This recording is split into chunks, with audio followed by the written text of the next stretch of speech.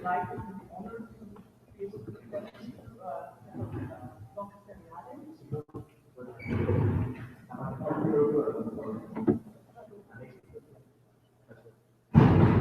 Okay. So, as I said, I'm very happy and honored to be able to present to you Professor Dr. Seriade at MIT. She has basically explored most areas, I guess, in phonology, phonetics phonology, interfaces, and phonology morphology interfaces. So, you check neutralization, she's there. Amplification, she's there. Geminance, there. Paradigm uniformity, there. I don't know, solidification, obviously. But today, I think she's mostly here because she has had a long-lasting interest and, dare I say, love for ancient Greek, starting with her thesis in 1982. So today she's going to present to us work on ancient Greek, and in particular, revival of Greek rhetorical. Thank you.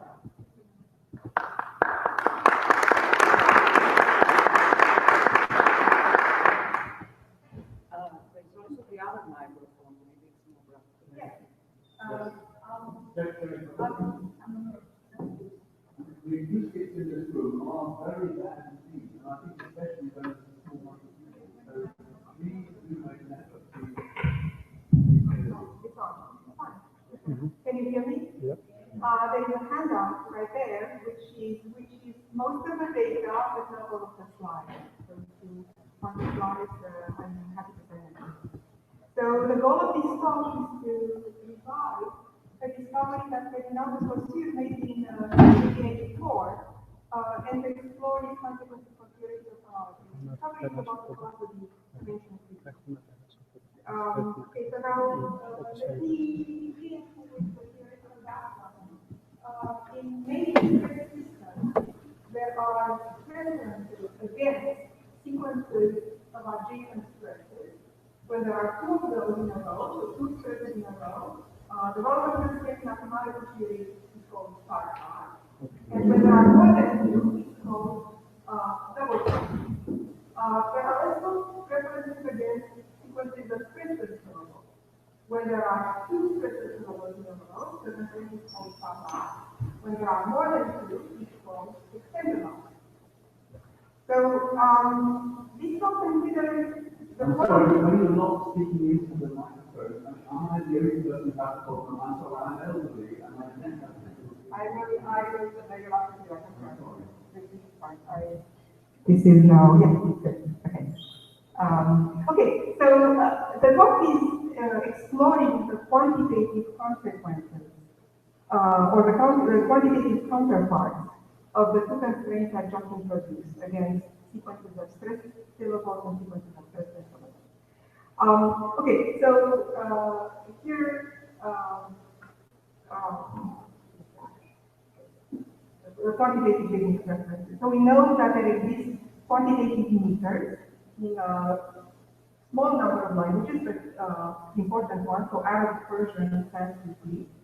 And we infer from the existence of these quantitative meters that it is possible for a human speaker to perceive rhythm that is based entirely on a sequence of heavy syllables and light syllables without any interference from stress or accent. Okay. So we infer that fact.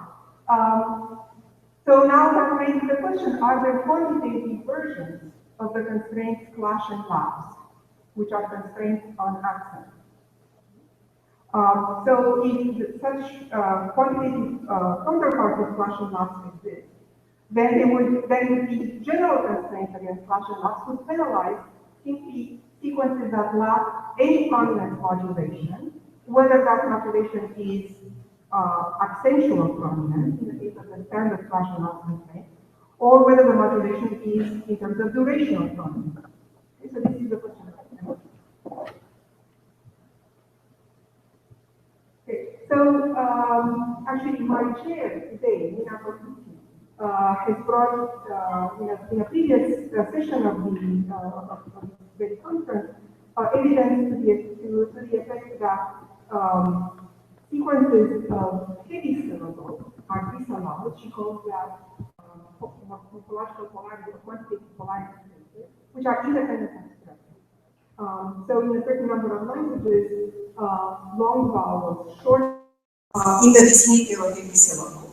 And there are also rhythmic laws that are slightly different. In those cases, long vowels shorten next to a long vowel, or geminants shorten close to a geminant. So these would be the quantitative counterparts of start clash. How about light syllables? Of light syllables.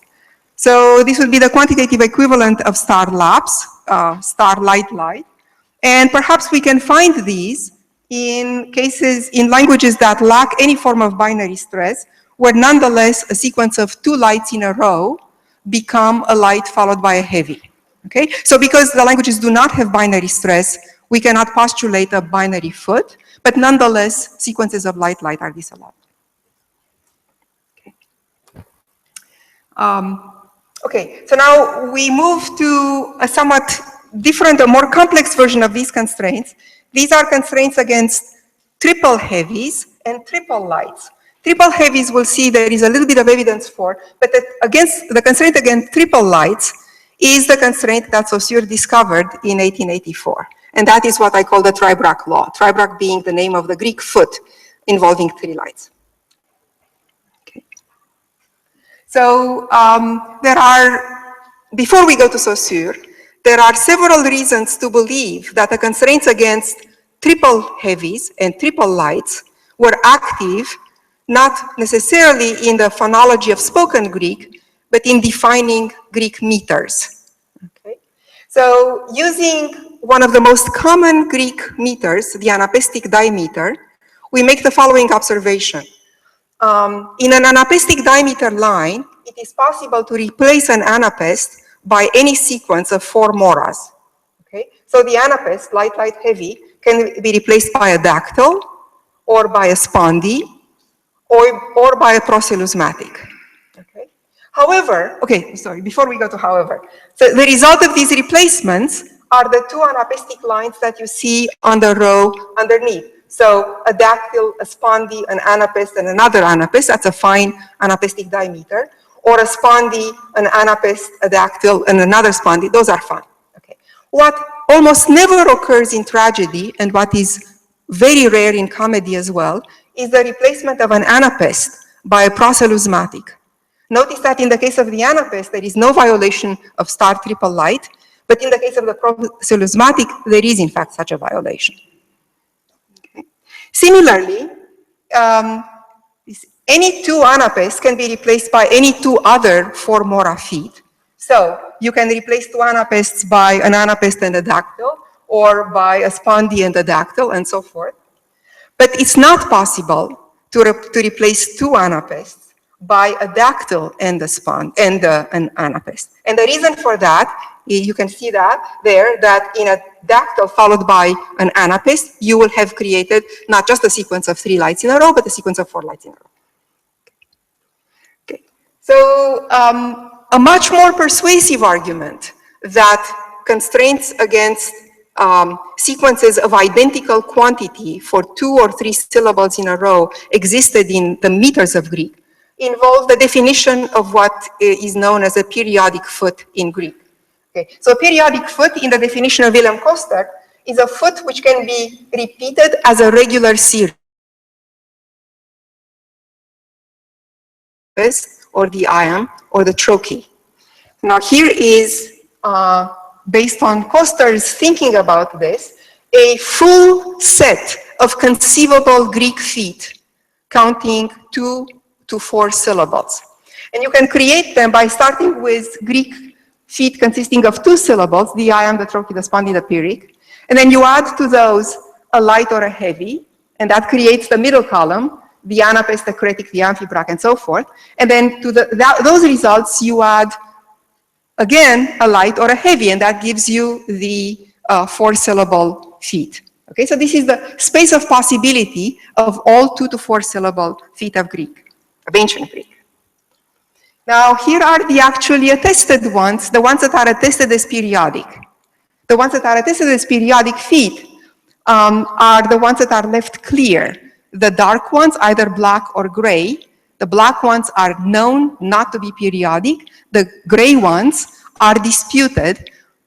So in particular, Koster and Hephaestion, who is his major source, disagree on the status of the spondy. Hephaestion thought that the spondy was not a periodic foot, and Koster thought that it was, and Hephaestion thought that the antispast was a periodic foot, and Koster thought the opposite. We're going to follow Hephaestion.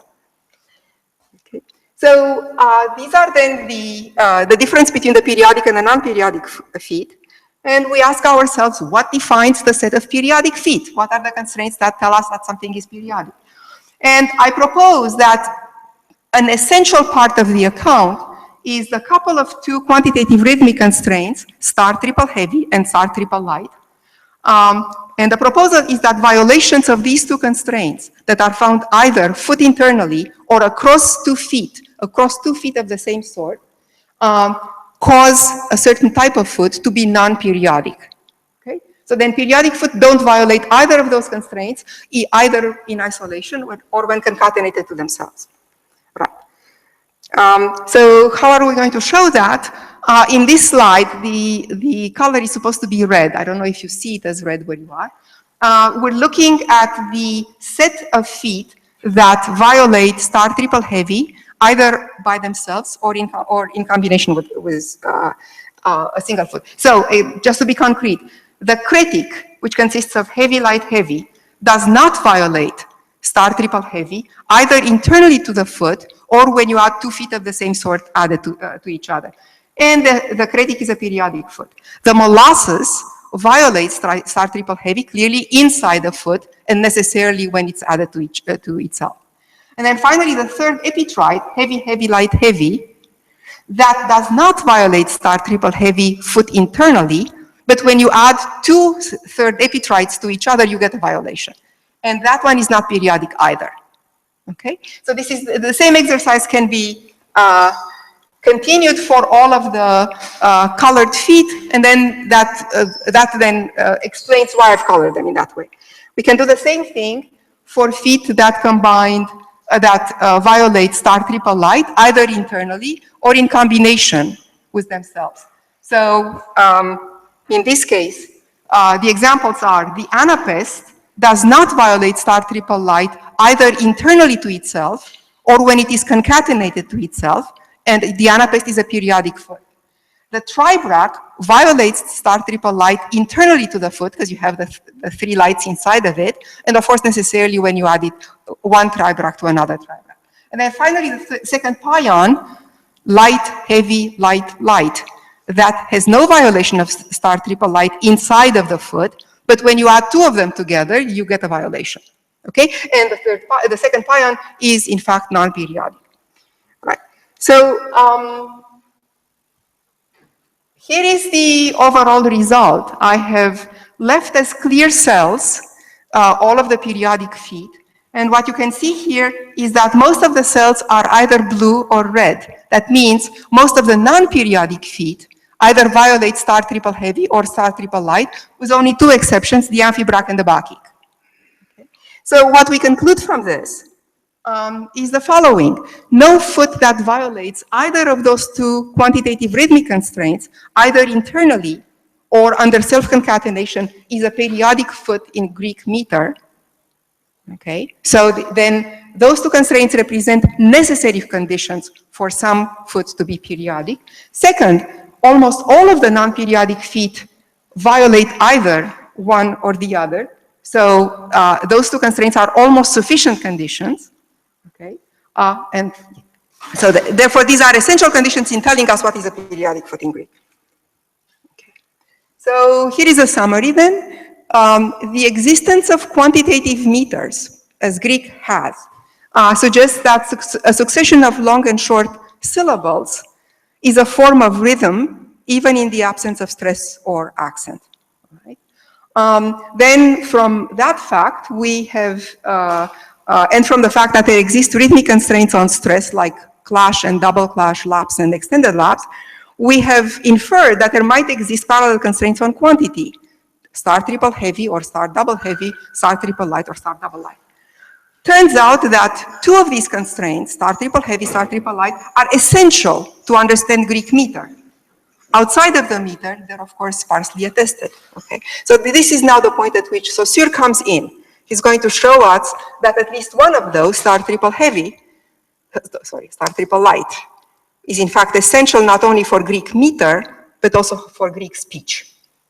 Okay, so this is Saussure, 1884, published an obscure article that is almost never cited nowadays, entitled Une loi rythmique de la langue grecque, in which he started by thinking the earliest meter of Greek, the dactylic hexameter, rules out a sequence of 3 lights.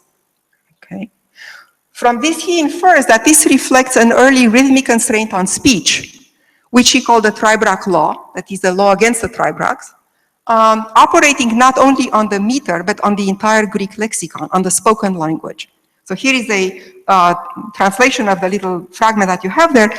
The everyday language was offended, says Saussure, during that early stage of prehistoric Greek by any sequence of 3 lights, and we may wonder if the most ancient meter of the Greeks, namely the dactylic hexameter, was not to a certain extent preordained, given this natural cadence of Greek speech. So Saussure thought that people were speaking in dactyls at that point. Okay. So now I'm going to translate Saussure's theory. I'm not giving it to you straight because of the time constraints, but I'm translating it in modern terms. And the astonishing originality of the theory is that he postulated an output constraint, optimality style. He did not postulate a sound change that turned something into something else. He just said, you can't have this kind of sequence. Right? So I'm writing star, light, light, light, syllable, because he was arguing that it is the non-final triple lights that are disallowed. Okay, so why just the non-final ones? He thought that the domain final syllables are always neutral in quantity, and therefore they shouldn't count. I think that we may find different reasons for this, but in any case, this is the form of the law that works, that will work for us and that worked for him. And how are violations of the Tribrach law eliminated? They are eliminated either by substituting a heavy for a light. So in that way, any one of the 3 lights can be substituted by a heavy, or syncope, which turns a sequence of 3 lights into a light and a heavy, or by violating morphological constraints in every single case where they would generate a sequence of 3 lights. And in addition to this, I'm going to argue that the most extensive consequences of the Tribrach law for Greek was that morphological derivatives were blocked from occurring, from being constructed, if their output was a sequence of non-final triple lights. Okay. With respect to the chronology, Saussure, as the quote was indicating, thought that the Tribrach law was active strictly in prehistoric time, that it ceased to be operative before the first sound changes that differentiated the branches of Greek. Okay. Here I'm going to argue that we have no reason to not think that 5th century BC Attic didn't have the Tribrach law. So we'll see what the evidence is there. Okay. Okay, so here is more concretely some of the evidence. We're getting lengthening in either suffix vowels or in theme vowels in the middle of the 3 non-final lights. So these are the famous cases of oteros and otatos, which lengthen after a light, or osyne, which lengthens after a light, and perhaps others. Then there is lengthening in theme vowels in the third, turning the third of the 3 lights into a heavy before T, ten, se, and tes. Lengthening in compounds, turning, for instance, podanemos, which would be expected in podenemos, eliminating the Tribrach in that way. And most interestingly, linking morphs, which are heavy syllables, substituted for a light that would be morphologically expected to avoid the Tribrach violation. So you would expect thanatophoros, bearer of death, but in fact what you get is thanatephoros with a long vowel, and that's what interrupts the Tribrach.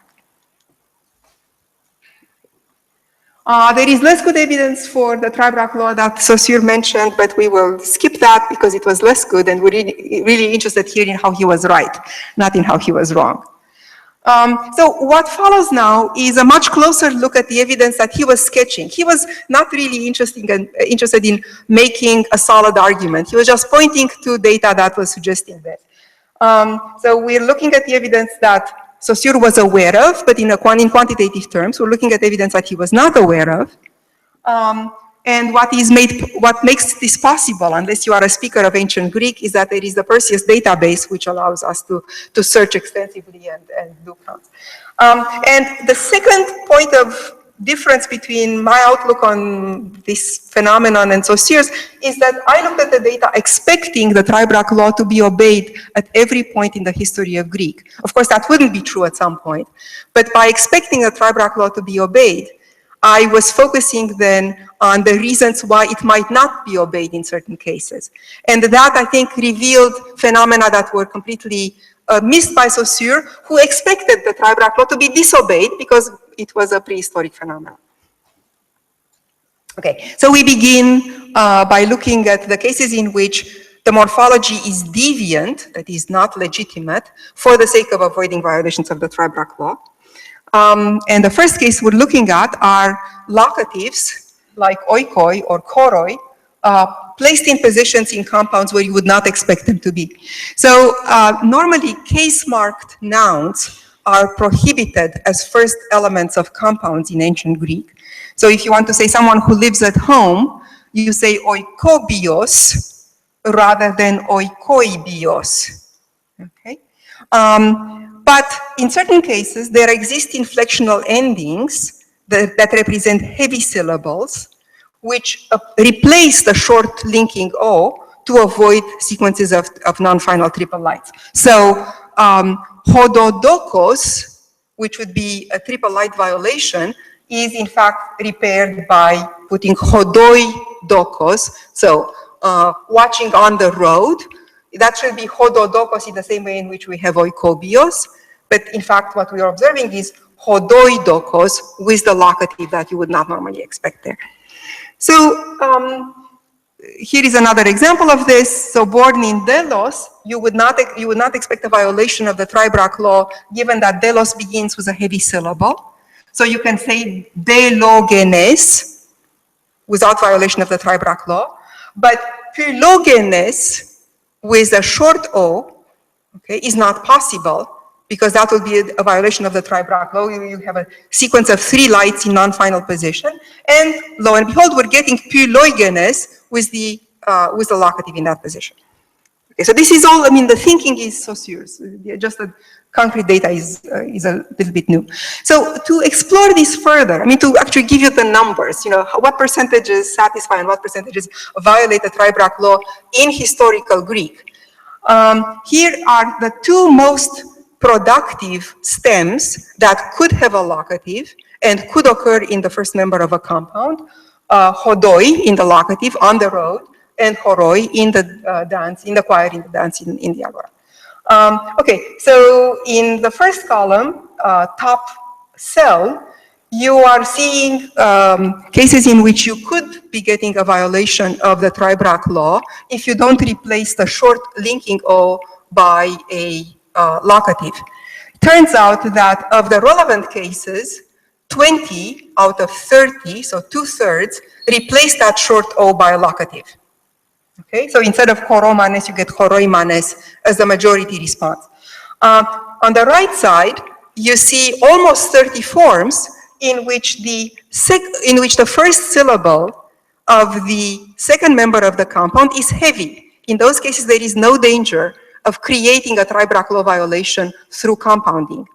And all of the forms like choroterpes, where ter is the heavy syllable that prevents a Tribrach law violation, have a short O as opposed to a locative in that case. Okay, so from this I conclude that the distribution of locatives in compounds supports strongly Saussure's idea, but it also supports Saussure's idea for the historical times. Okay.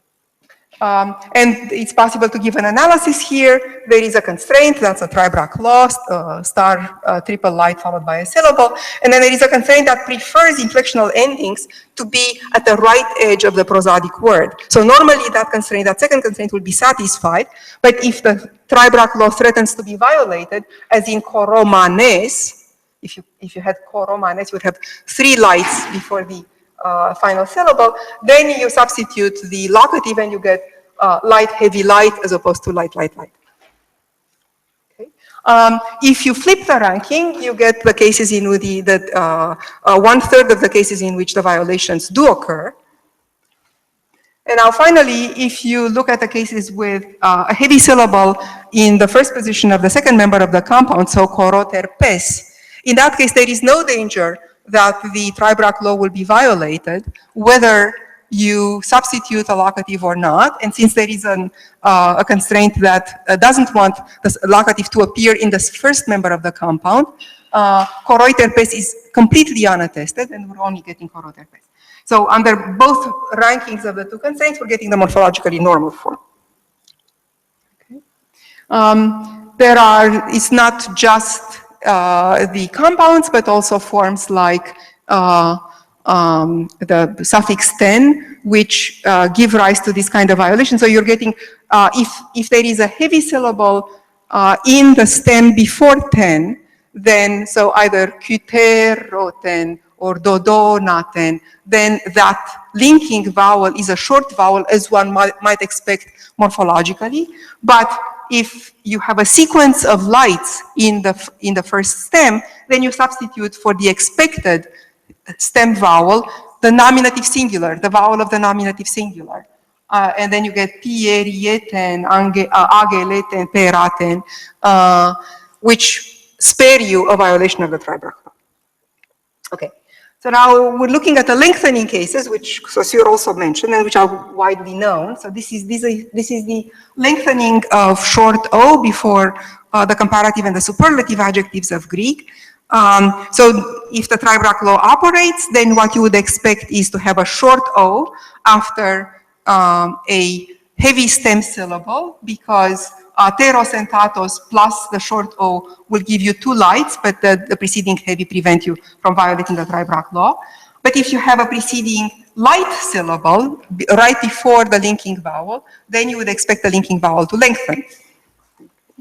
So concretely, you expect short O after chrysoteros because the vowel is long, and you would expect a long vowel after ne in neoteros. And then you do not expect either one of the 2 forms that are written in smaller type and in white. Those exist, but if you look at the data, this is the data. These are, so the blue line involves the distribution of short O's. Notice that 100% of the short O's appear after heavy syllable, and almost none of them appear after light syllables. The long O's, they tend to be comparably distributed with deviations. The exact same logic is involved in looking at the lengthening of O before syne. So we don't expect the O to lengthen after a stem like elem, because we have a long vowel there. So elemosyne is expected to contain a short vowel, but agathosyne, that's expected to contain a long O, because otherwise you get a violation of the Tribrach law. And forms like xenosyne with 3 lights in a row, those are unexpected. So once again, we have the data. The data shows strongly that Saussure was right, but he must have been right for historical Greek, because it's almost essentially not violated. All right, before we go to the consequences of this remark, let me say that some of the forms that in syne allow us to date the Tribrach law to fairly late in the history of Greek. So there was a sound change shared by several dialects, but not by all dialects of Greek, whereby W was lost. And W was lost in certain cases with quantitative consequences. So in kalwos, the loss of W turned an original heavy syllable into a light syllable. Okay. So now in certain syne forms, the outcome of this loss of W was adjusted, but it was adjusted in a morphological way by simply using the stem from another related form. So in the case of expected kallosyne, light, light, light syllable, what we're getting is kallosyne, as if the syne abstract is based on kallos, the abstract, the beauty. Okay, well, that's a violation of the morphological selection conditions on syne, because syne takes adjectives and not nouns as its stem, but it is a justified violation of those constraints if the Tribrach law is still active in Attic or in Attic Ionic. Okay. Okay. All right. So now we're coming to the point that is new, and that is the fact that the most powerful way in which a Tribrach law is enforced in historical Greek is to block word formation. So not to change anything, but simply to block things from happening. All right. So remember that Saussure thought that the way to satisfy, the most popular way of satisfying the Tribrach law is to lengthen one of the three non-final lights. Okay. Now, in the case of the syne forms, there is something fishy here, because there are 256 syne nouns. Of these, only 4% show lengthening, that is, show omega syne. Okay? But at the same time, the Tribrach law is essentially unviolated in almost all of them. So how did they manage that? They mostly did not lengthen the O, but nonetheless, they came up with a result that the Tribrach law was true across the board for this kind of formation.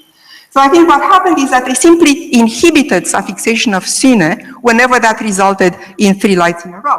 So instead of saying brachu syne, light, light, light, ne, they said brachutes. And now that was not a violation of the Tribrach law. So then that really requires the Tribrach law to be active in historical Greek, and that's because syne is a very productive abstract form, and you do need to explain why it essentially never violates the Tribrach law. All right, so then we can generalize as follows. If there are significant gaps that are motivated by the Tribrach law, which survive in historical Greek, in productive word formation, then this law is still active in historical Greek. It has stopped modifying input, so it has stopped causing lengthening, which clearly it must have happened at some point, but it still blocks the formation of certain kinds of derivatives. Okay. All right, so here is a preliminary first test of the idea. We're looking at 2 suffixes and the relative frequency of stems ending in 2 lights before these 2 disyllabic suffixes. 2 of the suffixes consist of the sequence light followed by a final syllable. And here we would expect that these suffixes will avoid sequences of ending in 2 lights. Okay? There are 2 other suffixes that consist of heavy followed by a final syllable. And here, because no new Tribrach law violation results from suffixation, we would expect that they would freely take stems ending in 2 lights. So the 4 suffixes are oes, danos, iskos, and issa. Okay. So here are the results. First, for oes and danos, 2% of the 160 oes adjectives follow light, light stems.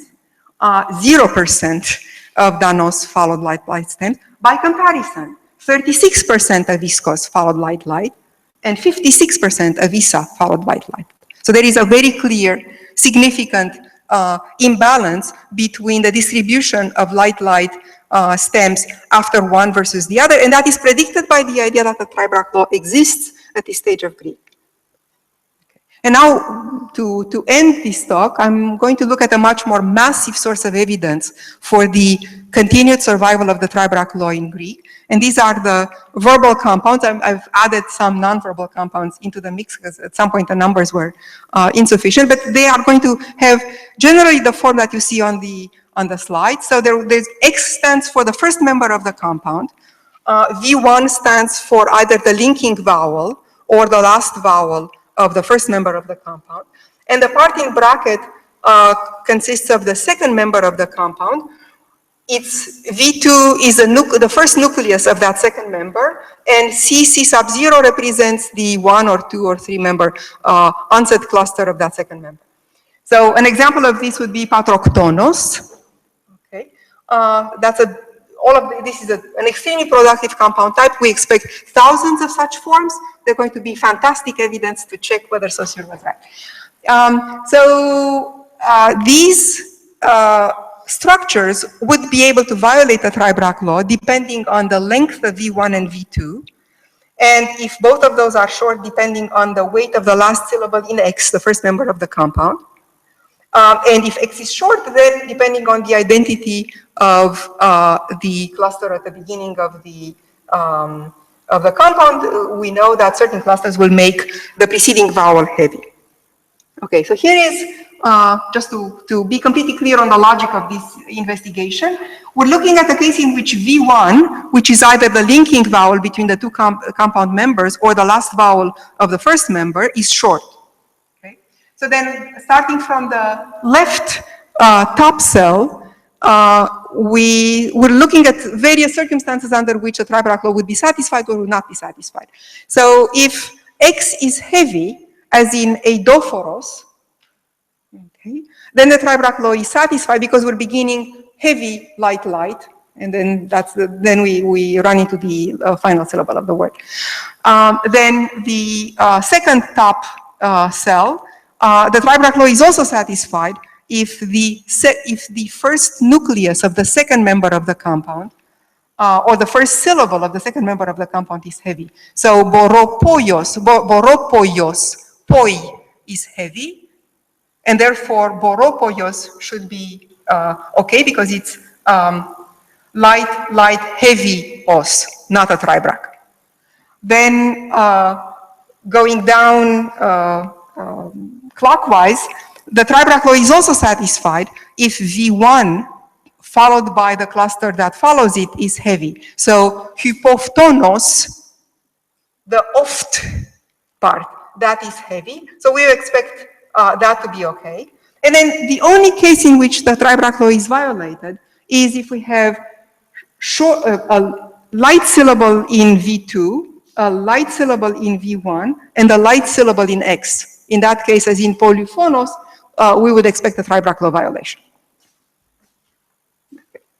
So I have two hypotheses. One I've told you already, that is that the Tribrach law operates in historical Greek. And it inhibits the creation of compounds in free lights.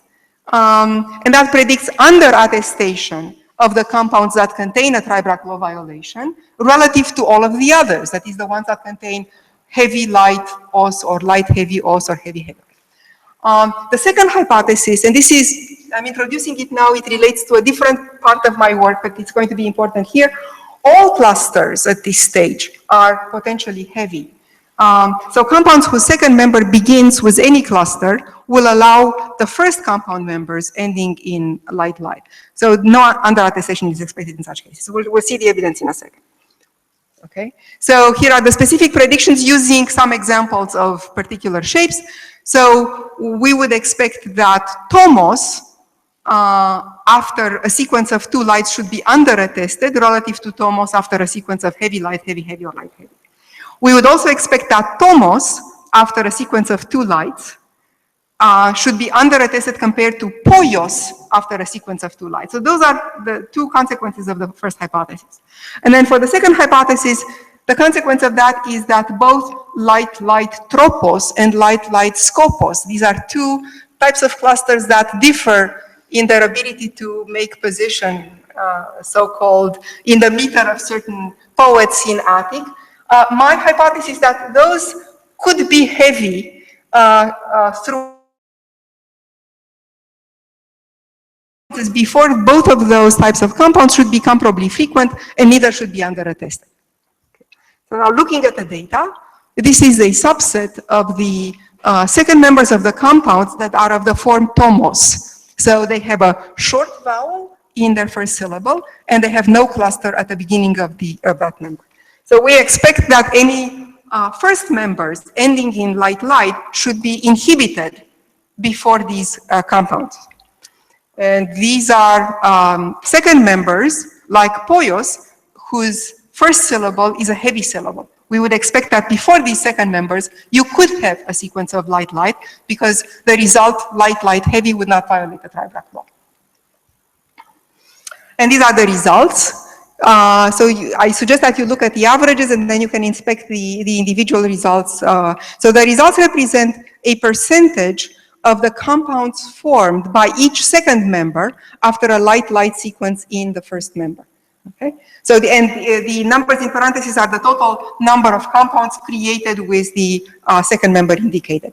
So when you look on the left, the Tomos type compounds, they tend to avoid light-light sequences. So the average number of light-light sequences before those is 23%. And now compare to the other cases where the average count of light-light sequence before them is 62, not 23. So that's a significant imbalance between the distribution of light-light sequence before one versus the other. And now testing both the first and the second hypothesis, we're looking again on the left side at Tomos type compounds. These were already indicated. And now on the right side, these are the cases that begin with a cluster. So either sporos or klutos or plokos. So according to my second hypothesis, any cluster is in fact capable of rendering the preceding vowel, of creating a heavy syllable out of the preceding vowel, and therefore we should expect that light-light stems will be well attested before those. And indeed, this is what we find. This is the presentation follows the exact same pattern. Again, we have an average of 23% light-light sequences before the forms that will generate a Tribrach violation, as opposed to 57% light-light sequences. So in other words, light-light sequences are very frequent. They're very frequent. The only thing that makes them less frequent than they would like to be is the potential violation of the Tribrach.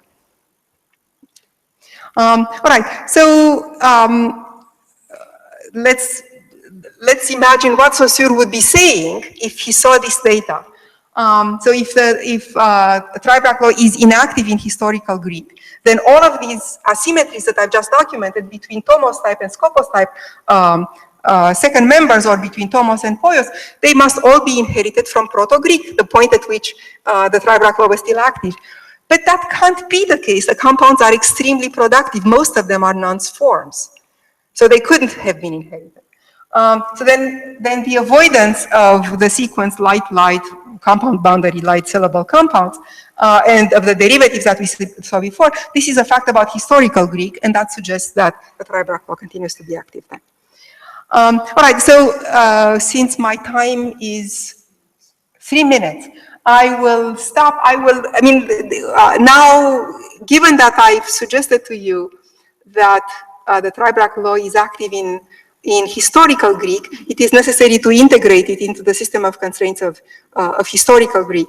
And then we have to take into account the fact that there are entire classes of words in which the Tribrach law is clearly violated. So if you look at egeneto, genomenos, glukyteros, brachyteros, there are tons and tons of violations. So we have to be able to explain all of those. There are slides on your handout that tell you exactly how I plan to analyze those, and we will not go over those. So these are, basically, this slide shows how a constraint that allows you to, that requires the formation of a word depending on whether it refers to inflectional suffixation or derivational suffixation, is differently ordered relative to the Tribrach law, and that explains why genomena is created, but deuterogonos is not created. So in these cases, notice that I'm saying it's not possible to lengthen a vowel at this stage. You can't lengthen a vowel. The only thing that you can do is refuse to make that form. You can't refuse to make an inflected form because inflection is obligatory, but you can refuse to make a derived form because the derivation is not obligatory. That's all. All right, so here is my summary. There is a constraint against non-final Tribrachs, exactly Saussure's constraint, which operates in ancient Greek. I think it is still active in the historical period. It treats all clusters that occur at the beginning of the word or at the beginning of the root as equally heavy. And of course, that calls into question the metrical evidence on the basis of which some of these clusters have been called light clusters. The quantitative, this is the constraint is the quantitative counterpart of extended lapse. So we do have a well-motivated constraint involving stress that corresponds to this. And interestingly, and this is Saussure's contribution, this constraint uses all means at its disposal to get satisfaction, to be satisfied on the surface, except, this is my suggestion, it no longer does changes of the input in historical Greek. It no longer does that. It changes nothing. It just prevents things from happening. So what allowed Saussure to discover the Tribrach law was that he thought as an optimality theoretic, an almost optimality theoretic linguist, of the Tribrach law as an output-oriented constraint, one that is independent of the means used to satisfy it.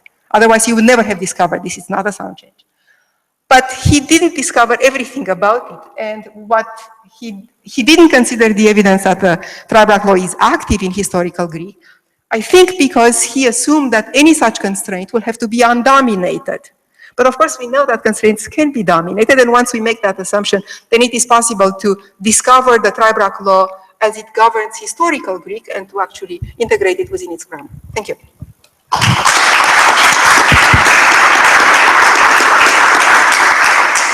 Okay, we have a few minutes for discussion and questions.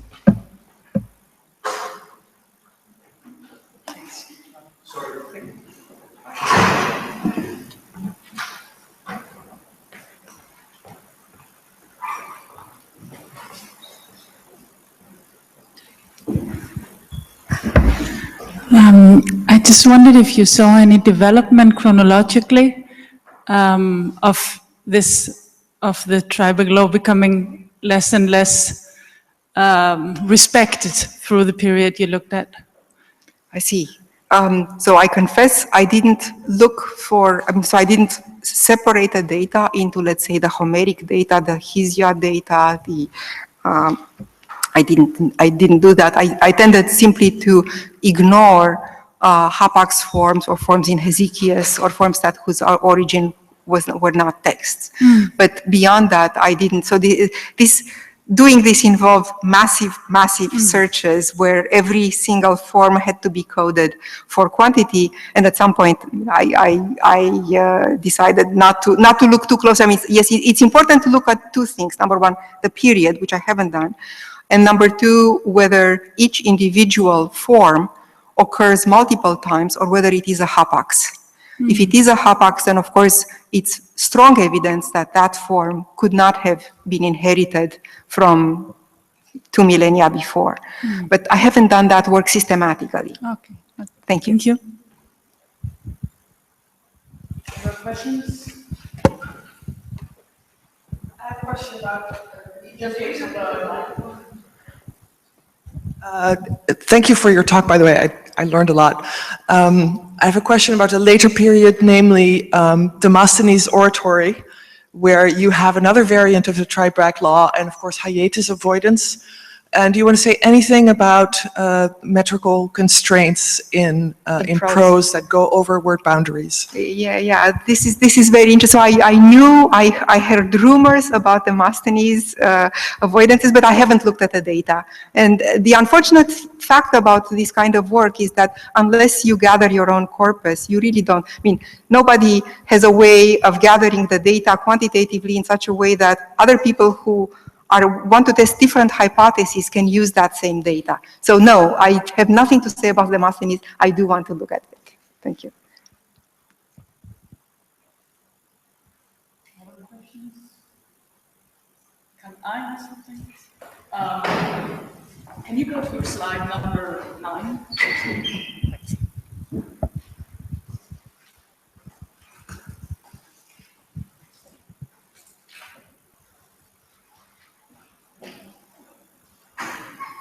Actually, it's not the same in the handout. okay. Anyway, the question has to do with Which one? spondes. I was just wondering, you had grayed out spondes as periodic feet. Yes, it's here. My ancient Greek metrics is really rusty, but I seem to recall that you can have periodic spondees. So I I thought, don't- so how is this derived through the So heavy, I think heavy, that star there are- heavy, yes, heavy, heavy? indeed. So you can, Willem Koster,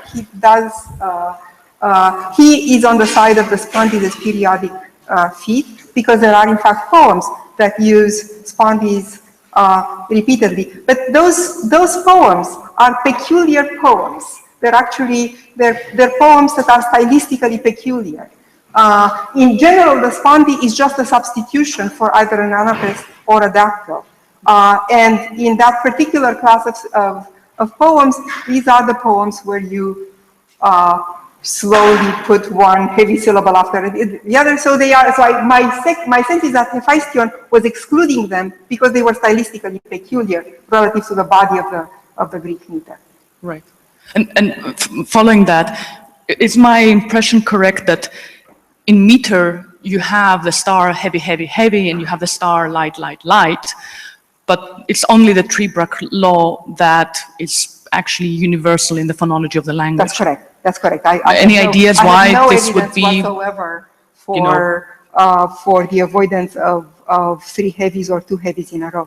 I think that there probably is a little bit of evidence for dibrachs being avoided in non-final position, but that evidence is iffy. I mean, in some of the cases, given the general frequency of sequences of lights, the certain types of suffixes like te and ten avoid, you have fewer sequences of two lights before them than you might expect to get. So perhaps there was a weaker version of the consent against dibrach that is the standard lapse. But there is, as far as I know, there is no evidence for heavy, heavy or triple heavy avoidance. any other questions before we close this talk? No? Okay. In that case, thank you very much once more. Okay, and there are multiple sessions, I think, directly afterwards, so we have to run to them.